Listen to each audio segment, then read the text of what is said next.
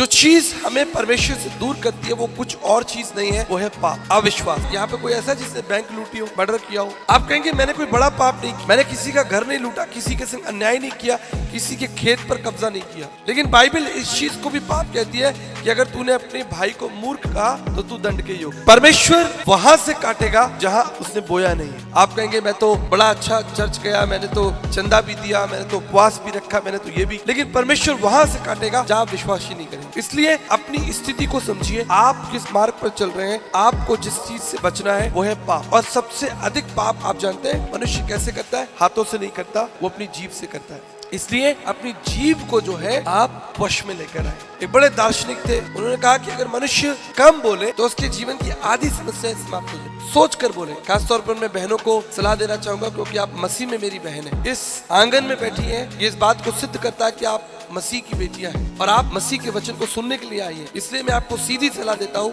आप कम बोला करें। अपने घर में, अपने पति से, आसपास के लोगों से, इस बात को मैं बता रहा हूँ, आपको बड़े अनुभव से बता रहा हूँ। ये चुगलियां करना, बुराइयां निकालना, कमियां निकालना, द्वेष निकालना, जलन रखना, मुंह से बोलना, अपनी जीभ को वश में करें, आपके पाप क्षमा हो जाए। मेरी बात याद रखिएगा, कम बोलने की आदत डालें। अब आप ज्यादा बोलेंगे, बाइबल कहती है इस बात को, जीवन और मृत्यु जो है वो तुम्हारे मुंह में है, तुम्हारी जीभ में। याद रखिएगा मेरी बात।